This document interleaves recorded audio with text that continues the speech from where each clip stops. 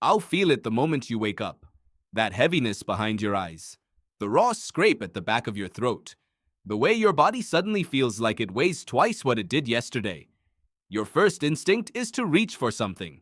A pill. A remedy. An app. You have options. Systems. 1,000 years of knowledge compressed into an orange bottle on your nightstand. But that bottle has only existed for a fraction of a blink in the total span of human history. For most of the time your species has walked this earth, there was no bottle, no doctor, no sterile white room. There was only you, your body, the plants around you, and the people who had survived long enough to know what to do. What did they actually do? The answer is stranger, smarter, and more sophisticated than you have probably been told. The oldest known evidence of deliberate medicinal plant use does not come from ancient Egypt or Greece. It comes from a Neanderthal burial site in Shanidar Cave in northern Iraq. In 1960, archaeologist Ralph Selecki discovered something unexpected in a grave 60,000 years old. Clustered around the remains were dense pollen concentrations from at least 8 specific plants: yarrow, groundsel, ephedra, many still used in traditional medicine today. Even before modern humans existed as a distinct species, our evolutionary cousins were selecting plants with purpose. Consider what it takes to build medicinal knowledge without writing, without labs, without peer review. You observe, carefully, continuously, over generations. You notice the person who chewed willow bark recovered faster. You notice the wound packed with honey did not rot. You track this not in a database, but in memory, story, and your grandmother's voice. Anthropologist Daniel Moorman cataloged the plant knowledge of indigenous North American cultures and found that across hundreds of groups, separated by thousands of miles, many of the same plants were used for the same conditions, independently, without contact, without shared language.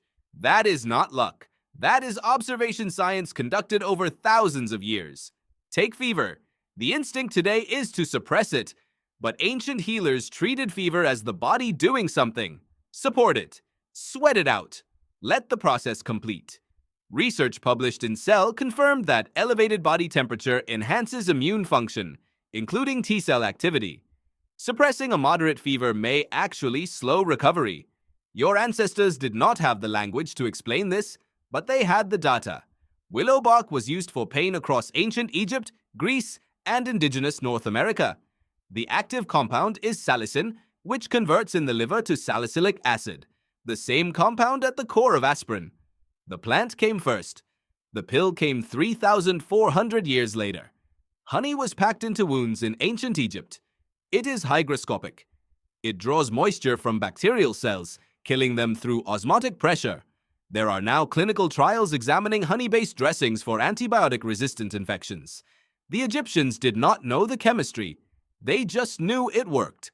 A 2018 study in Science Translational Medicine by Ted Kapchuk found that even when patients knew they were receiving a placebo, it still produced measurable effects, driven by the warmth of the healer and the ritual of treatment. Ancient healers were performing high-quality human connection as medicine long before anyone had a word for the immune system, but they also got things terribly wrong. Bloodletting weakened patients and spread infection. George Washington likely died not only from his throat infection, but from the aggressive bloodletting his physicians performed trying to save him. The theory behind trepanation, drilling into the skull to release evil spirits, was entirely wrong, even when accidental pressure relief occasionally helped. This is the honest picture, not magic, not uniform wisdom, a living, evolving, deeply human attempt to solve a problem that never stopped being urgent. What did ancient humans do when they got sick? They watched. They remembered.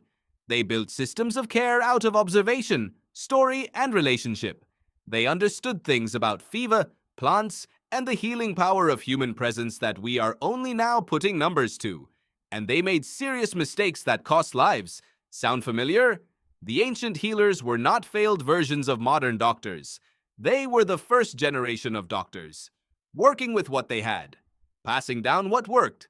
That work never stopped. It is what is in the bottle.